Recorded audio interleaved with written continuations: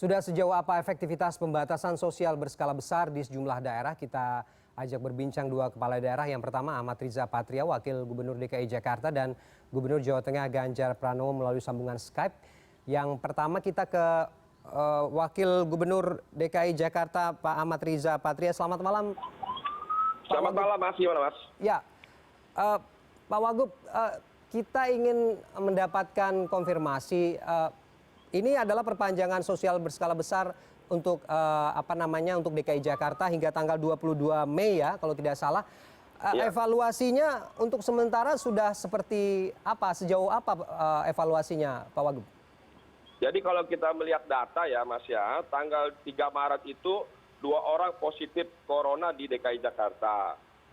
15 Mei itu 5.679 positif di DKI Jakarta. Memang sejak PSBB pertama dan kedua sudah agak melandai, namun demikian rasa syukur kita harus kita sikapi dengan cara lebih patuh, lebih disiplin. Jadi yang kami lakukan bukan pelonggaran, justru kami melakukan perketatan supaya melandainya ini terus menukik ke bawah sampai dengan kita pastikan berakhir virus corona di Jakarta. Itu harapan dan upaya kita.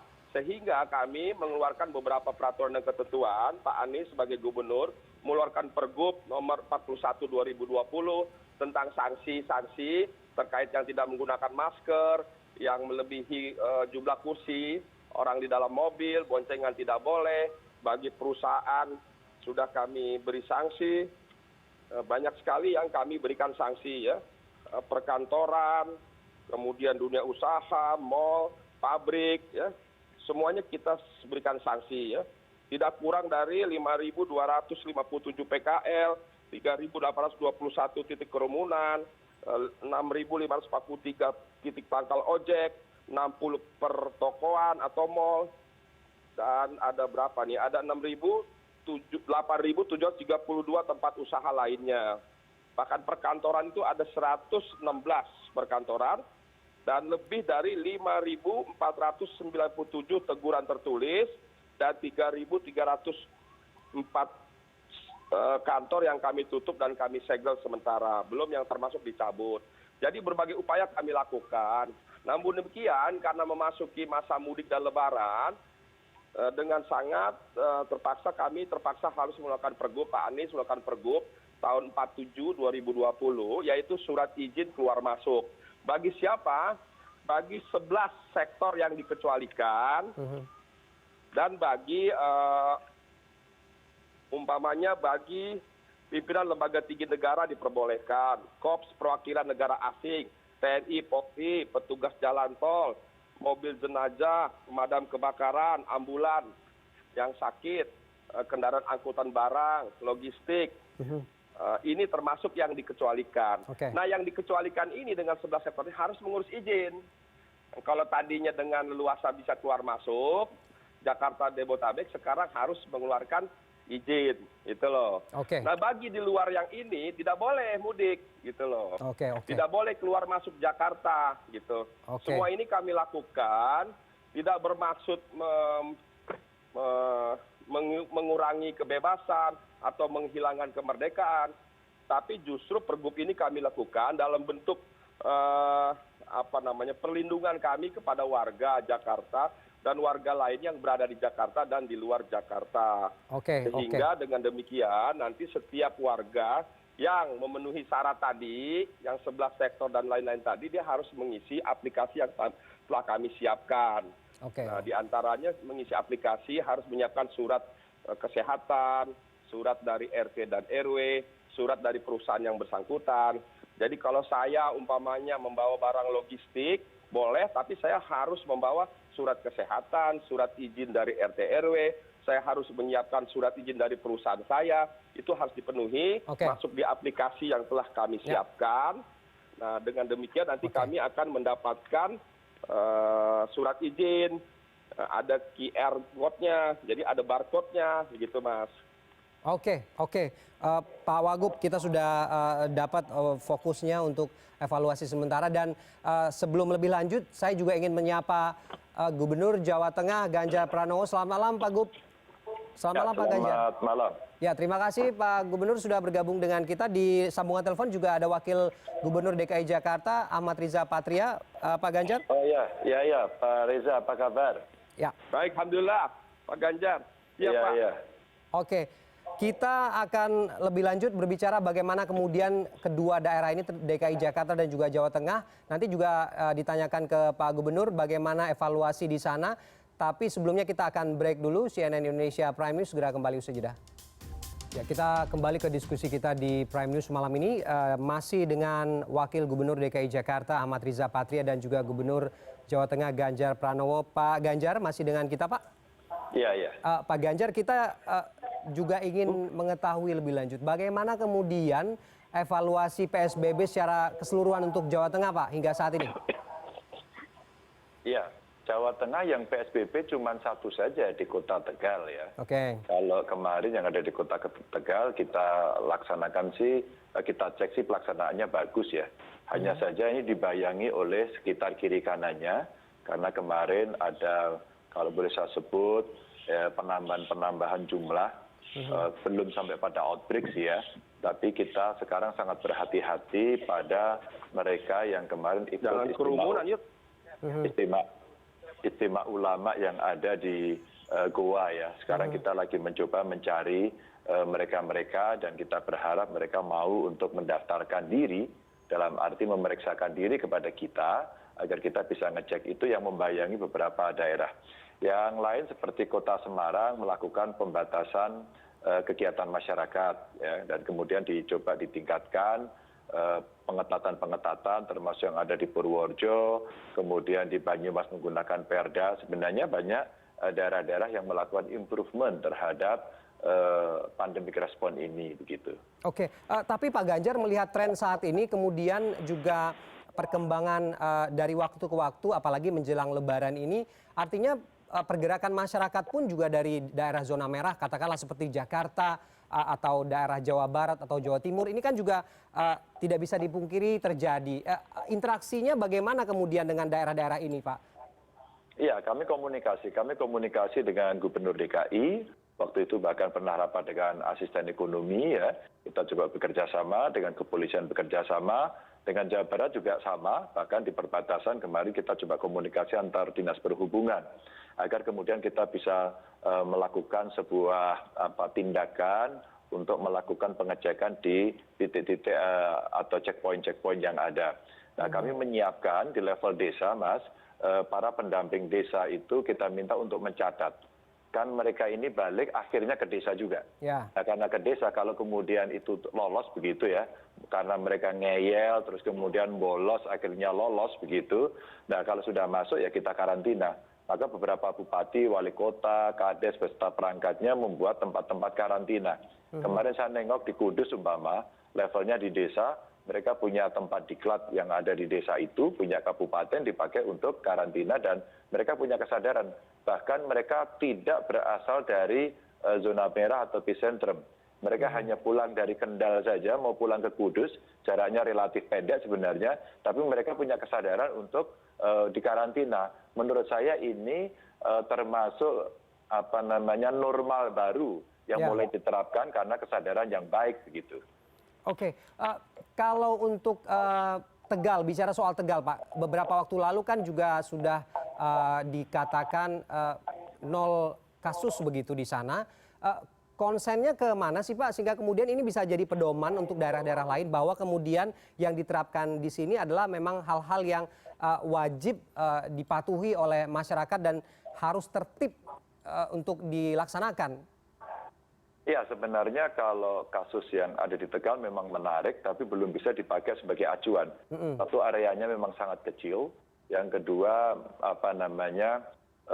interaksi dengan daerah lain sebenarnya masih berlangsung. Dan inilah yang kemudian saya katakan tadi, hati-hati dengan daerah sekitarnya. Maka kemarin waktu saya datang ke sana, saya sampaikan pada Pak Wali Kota, tetap berhati-hati. Nah, pada saat itulah kemudian kerjasama antar daerah ini bisa kita lakukan. Dan hari ini yang kita pentingkan sebenarnya adalah tracingnya. Mereka yang sudah ada, sudah datang, posisinya di mana, GIS-nya diketahui, tracingnya diketahui, terus kemudian di rapid test. Nah mereka yang kemudian reaktif itu langsung saja di swab gitu kan, sehingga memastikan kondisi-kondisi mereka, sehingga nanti pada saat mereka mesti dilakukan pemantauan, perawatan dan sebagainya, ini terdata dengan baik termasuk pergerakannya. Sehingga dari kami, dari Pemprov, gugus tugas kami membuat modeling untuk bisa melakukan tracing. Maka sebenarnya apakah dia ini transmisi lokal atau berasal dari daerah lain. Kami punya titiknya sampai detail ya. Hanya memang ini butuh disiplin, tidak ada masyarakatnya saja yang mesti disiplin, tapi petugas yang menginput juga disiplin agar kita bisa memantau persis. Tentu ini belum sempurna, tapi mulai kita mendapatkan modelnya ya, agar kita bisa tahu trennya seperti apa begitu. Kalau versinya Google sih kemarin yang punya pegang handphone Android, tingkat pergerakannya masih terlalu tinggi. Apalagi di kampung-kampung sekarang nekat sih. Mereka yang kemarin mudik itu masih belanja sore bejubel. Maka tadi saya mendapatkan video-video langsung masuk ke saya telepon bupatinya, telepon wali kotanya. Coba siapkan. Siapa? Besok kita melakukan. Nggak ada besok. Hari ini kamu bekerja. Ayo Satpol PP-nya diterjunkan begitu. Panteng itu sampai nanti bulan Ramadan begitu. Dan kita meminta umpama supermarket yang masih buka, kita minta untuk membuat penjarangan, garis-garis, antri, wajib pakai masker, kalau enggak usir mereka pergi begitu. Oke, artinya penerapan the new normal ini juga sudah mulai diterapkan di sejumlah daerah di Jawa Tengah berarti Pak Ganjar ya? Sehingga kemudian ini harus ditaati mau tidak mau begitu. Saya mencoba mengintroduksi ini Mas, karena hujan lebat ini tidak pernah kita tahu akan reda kapan.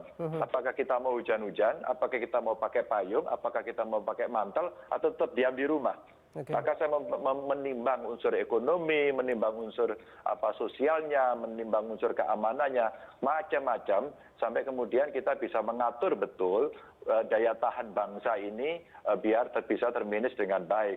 Maka kemarin saya datang ke pabrik rokok yang ada di Kudus, terus kemudian ada pabrik tekstil, yang mereka ternyata sudah mencoba menerapkan itu. Sempurna banget sih belum, tapi tata kelolanya mulai mengarah ke sana. Dan ini new normal yang hari ini terus Mas kita sosialisasikan. Kalau enggak nanti seolah-olah itu seperti balapan lari saja. Seolah-olah sudah sampai finish, garis finishnya ketahuan, dan setelah itu orang free. Padahal tidak, kita belum tahu. Bahkan beberapa orang sampai WHO juga mengatakan, kalau nggak salah ya, yang mengatakan kita tidak pernah tahu ini akan selesai kapan dan mungkin tidak akan selesai, begitu kan. Artinya kita mulai defensif masing-masing untuk memproteksi diri sehingga pada kenormalan-kenormalan baru ini masyarakat menjadi paham, oh aku sekarang hidup harus berdamai dengan COVID ini, begitu. Artinya bukan berarti pengawasan juga diperlonggar begitu ya Pak Gubernur ya? Begini, jadi sebenarnya kelonggaran itu bukan berarti bebas loh. Begini ya catatannya. Kalau kelonggaran diartikan seperti lomba lari yang sudah masuk garis finish terus kemudian dia bebas lagi, boleh dia tidak pakai aturan, ya nggak bisa. Normal baru itu artinya kamu mulai ada kebebasan, tapi kebebasanmu terbatas. Terbatas siapa? Mesti pakai masker, mesti ada jarak, mesti sering cuci tangan, mesti tidak pegang-pegang orang, begitu. Sekarang mulai muncul Mas beberapa alat-alat yang didesain yang mereka sebut juga APD juga. Tadi teman saya seorang dokter dari Solo umpama, dia punya pengkait begini Mas. Pengkaitnya itu dari besi. Terus kemudian ujungnya kayak kunci maka bisa dipegang. Jadi buka pintu ditarik, pakai keran itu, ATM juga cuma ditunjuk. Itu artinya muncul inovasi-inovasi yang bagus yang dia patenkan. Mungkin ini ya kehidupan baru kita kayaknya sudah akan membutuhkan peralatan-peralatan itu begitu. Oke, artinya kemudian bisa dipahami kalau nanti ada cara-cara lama yang ditinggalkan dan cara-cara baru inilah yang kemudian dipakai untuk kelangsungan kehidupan masyarakat, begitu ya Pak Ganjar? Iya, ini saya kira statement yang sangat bagus. Bahkan tadi ya, kalau salah satu contoh alat ini, setiap orang punya, maka dia akan gunakan lagi, maka dia tidak akan bersentuhan langsung. Dia hanya bersentuhan dengan alatnya pribadi yang dia bersihkan. Atau barangkali ada UV sebenarnya, seperti ruang operasi itu ya. Kalau ruang operasi itu dipasangi UV, sebenarnya kan proses sterilisasi kan. Maka mungkin mal, kantor dan sebagainya itu lampu-lampu di atasnya itu sebagian diganti UV saja. Kalau itu semua diganti UV semuanya, maka setiap kali tutup tokonya, kantornya dan sebagainya, otomatis itu lagi dilakukan proses sterilisasi. Maka mungkin cara-cara itu akan bisa sangat membantu gitu ya.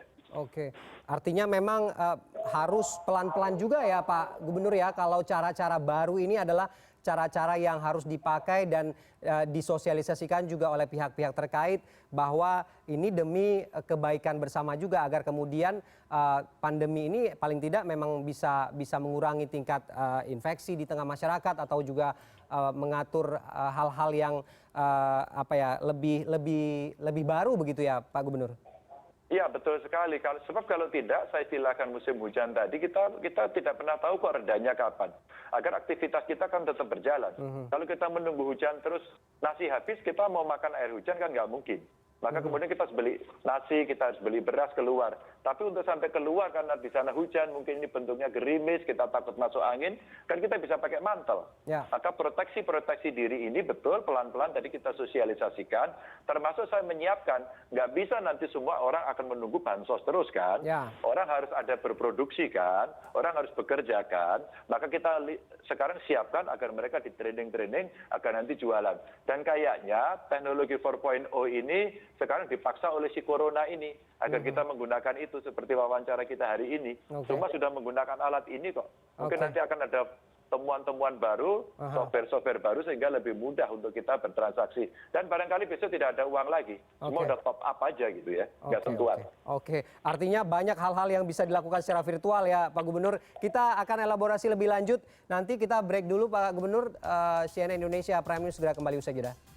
Kita kembali ke diskusi kita malam ini dan seperti di awal tadi kita juga mengundang Wakil Gubernur DKI Jakarta Ahmad Riza Patria untuk berdialog dengan kita malam ini, tapi sangat disayangkan memang ada keperluan mendesak sehingga Wakil Gubernur DKI Jakarta tidak bisa melanjutkan dialog dan kita akan fokus ke Gubernur Jawa Tengah Ganjar Pranowo. Pak Ganjar masih dengan kita Pak? Ya. Pak Ganjar, dari perspektif seorang Gubernur Jawa Tengah, the new normal ini memulainya bagaimana Pak di tengah masyarakat? Sebenarnya seperti kita latihan sepeda atau berenang saja. Kita mesti mencoba berlatih, kadang-kadang jatuh ya kan, atau berenang kadang-kadang kita minum air. Tapi kita harus melatih terus-menerus. Kalau kemudian kita membiasakan, kita teriak, kemudian saling mengingatkan, ini akan bisa terjadi. Kami membuat pasukan di bawah secara bottom up, di mana kelembagaan masyarakat ini sudah ada di level desa, kami sebut sebagai Joko Tonggo, menjaga tetangga. Sebenarnya mereka lah yang kita mintakan untuk menggerakkan sistem ini, mereka saling bantu dari sisi jaring pengaman sosialnya, mereka mendata siapa yang tidak bisa bekerja lagi, mereka membuat lumbung pangan, sehingga dalam waktu yang sangat urgent, yang sangat mepet, yang orang masih dalam waktu-waktu yang tingkatannya kritikal ini, mereka bisa saling bantu. Kekuatan mereka itulah yang kita utamakan, sehingga nanti kita tidak repot urusan data, urusan bantuan tunainya, terus kemudian kenapa dia yang dapat saya tidak. Hari ini kan yang dibutuhkan kan kebersamaan untuk bisa makan dalam kondisi sulit kan. Nah ini yang kemudian coba kita dorong. Maka kalau kemudian kita mau sosialisasi, ini menjadi agent-agent kita untuk kita sampaikan, oke deh, Pak Ganjar saya boleh keluar nggak? Boleh sebenarnya, daerahmu relatif aman kok. Tapi kamu mesti pakai masker. Tapi kalau kamu nggak bisa jaga jarak, jangan dulu. Silakan kamu di rumah dulu, begitu. Nah kemudian ada law enforcer yang kita minta untuk menegakkan hukum, mengingatkan. Inilah yang kita libatkan tokoh-tokoh masyarakat, para ulama untuk menyampaikan itu semua kepada masyarakat. Oke. Pak Ganjar, ada kemudian pihak yang mengatakan bahwa the new normal ini kemudian bisa juga berpotensi menggeser kultur-kultur atau budaya-budaya yang sudah ada. Memahami ini bagaimana Pak? Apa yang perlu disinkronkan? Ya sebenarnya ini kita memang dipaksa pada kondisi seperti ini.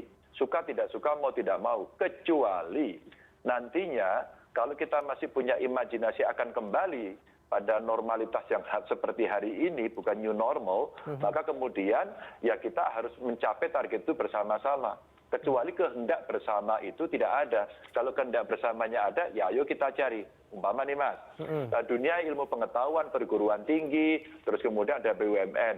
Nah dia sekarang lagi bekerja sama nih ya, mencari vaksinnya. Kalau vaksin itu ketemu, bisa kita vaksin semuanya, Mas, normalnya kembali seperti hari ini, yang konvensional begini. Tapi kalau itu tidak ketemu dan entah sampai kapan, saya tidak tahu mutasinya sampai kapan, belum lagi nanti mohon maaf ya di antara tanda petik saya katakan masih ada orang pintar yang nakal, sengaja membuat ini menjadi katakanlah senjata biologi dan sebagainya sehingga mutasinya lebih banyak, kita tidak tahu. Kita menghadapi situasi yang lebih sulit lagi kan. Nah kalau kemudian kita menyiapkan kejar-kejaran antara virus ini dengan ilmuwan-ilmuwan untuk bisa sampai, maka normanya betul-betul baru. Tapi ketika itu belum ditemukan, maka ini menjadi kerawanan. Belum nanti second wave, mungkin third wave dan sebagainya, atau mutasi barulah begitu ya. Sehingga kita perlu kemudian menyiapkan semuanya itu. Semua mesti terlibat ini. Negara memanggil untuk kepentingan bangsa, begitu. Artinya ini yang kemudian bisa dipahami oleh masyarakat bahwa berdamai dengan COVID-19 ini ada di perspektif yang barusan Pak Gubernur sampaikan ini ya Pak ya? Oh iya, sekarang kita mesti mengintroduksi itu, mensosialisasikan itu, memahami itu. Anak-anak kita, anak-anak saya, udah gak betah mas di rumah. Pak, kapan kami mau sekolah? Kamu gak bisa sekolah kalau bisa seperti itu, karena itu berbahaya. Tapi kalau kamu pintar ngantri, ya nanti sekolahnya dirubah. Bahwa satu kelas mungkin akan dikurangi hanya separuh. Ya. Mungkin beberapa ya tidak terlalu lama, kemudian kita membiasakan dengan teknologi. Atau kemudian cara masuk sekolahmu akan diatur, sistem transportasinya akan diatur, dan seterusnya. Maka sekarang kita mesti berpikir sangat jauh untuk menyiapkan diri kita memasuki dunia baru itu, di mana kita sendiri tidak bisa yang begini-begini saja. Kita harus partisipasi, kita mesti ikut, kita mesti terlibat, kita mesti taat, kita mesti disiplin. Itu nilai-nilai yang wajib. Nah kalau nanti nilai ini tidak bisa kita ajarkan dengan biasa saja, menunggu kesadaran, maka regulasilah yang perlu dibuat untuk memaksa as a tools of social re-engineering, kira-kira begitu. Oke, kesiapan Jawa Tengah untuk new normal dan segala sesuatu yang kita katakan berjalan secara virtual ini sudah sampai di mana Pak Gubernur? Infrastrukturnya sudah dibangun belum? Kalau infrastrukturnya Anda minta dalam 1 bulan ke depan ya belum.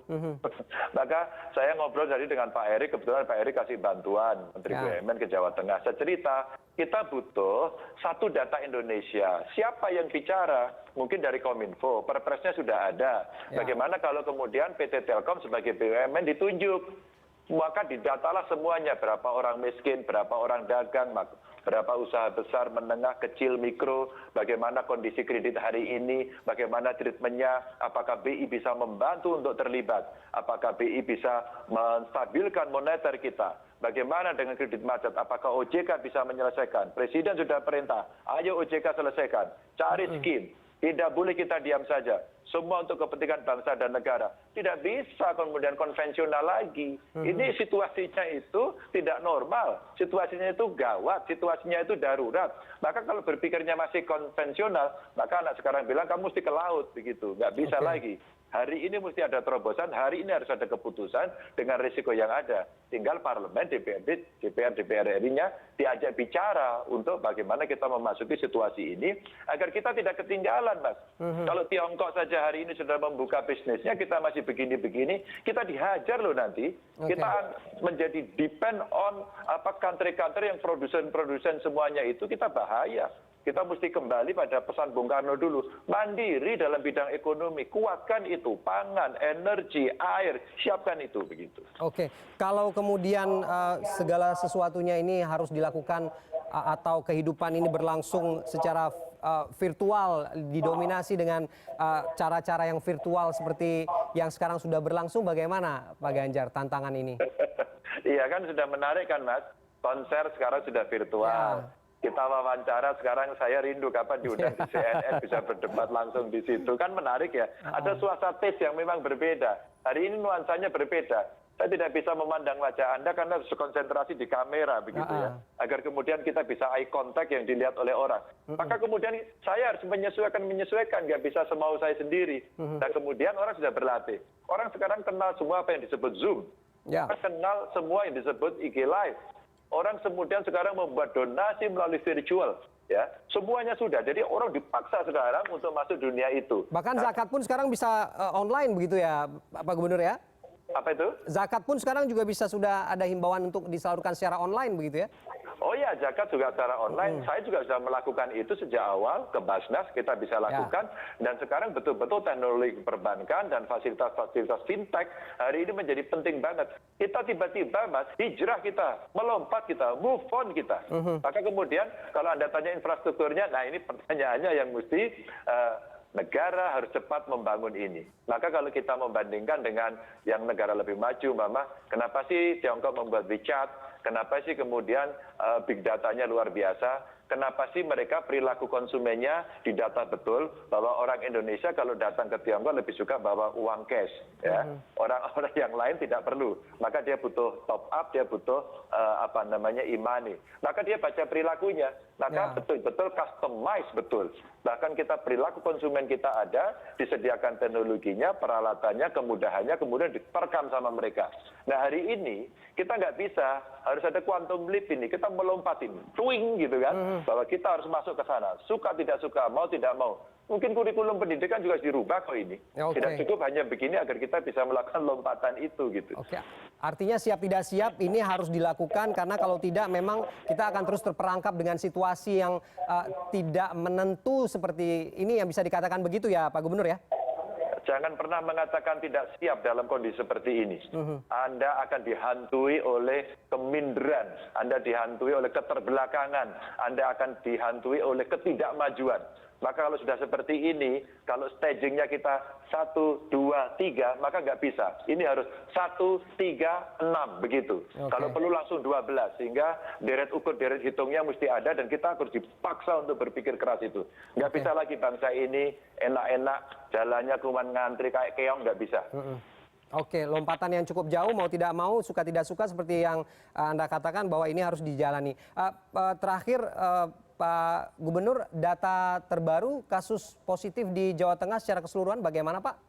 Iya, memang ada peningkatan, kita tembus angka 1000 begitu ya. Dan tadi saya katakan sudah ada area-area yang kami perhatikan terus.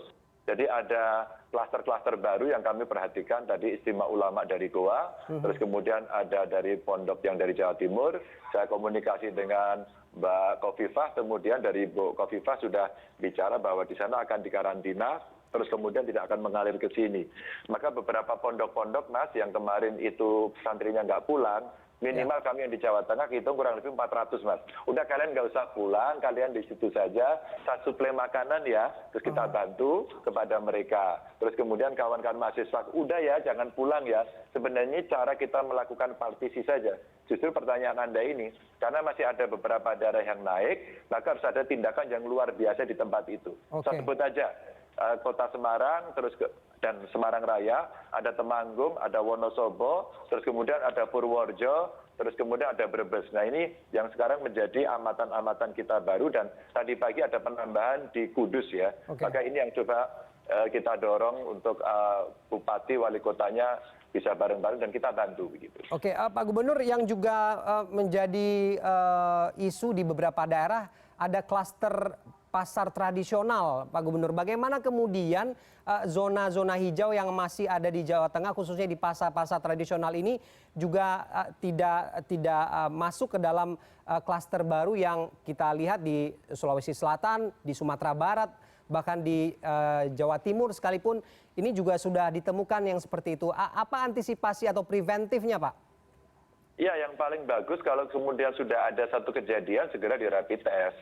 Kalau udah di rapid test di pasar itu bisa jalan. Maka Mas, sejak kami terinspirasi, mana itu gambar di Vietnam atau di Myanmar itu yang pasar ditata, langsung kita perintahkan Salatiga menginisiasi, Kota Salatiga. Langsung terimajinasi semuanya. Kota Semarang buat. Lalu saya lihat ada pasar belum seperti itu, saya telepon Bupati Wali Kotanya dibuat. Bupati Banyumas aktif banget sampai dini hari, nggak sampai nggak tidur sampai sahur, dia keliling ke pasar-pasar karena biasanya mulai dini hari kan mereka udah mulai jualan. Ini yang tradisional. Maka yang tradisional itu diedukasi. Mereka boleh berdagang tapi jarak dibuat. Kamu harus pakai masker, dibawain masker dibagi. Dibawain hand sanitizer, dibawain tempat untuk cuci tangan. Cara ngantrinya diatur, itu yang saya katakan tadi di awal edukasi.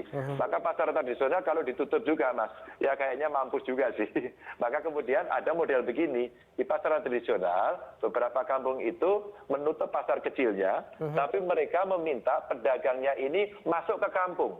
Jadi Oke. mereka pedagang sayurnya menjadi keliling, terus kemudian ditempatkan di tempat tertentu. Sebenarnya di masyarakat punya inovasi itu yang cukup bagus. Kita tinggal fasilitasi aja, nggak usah seragam.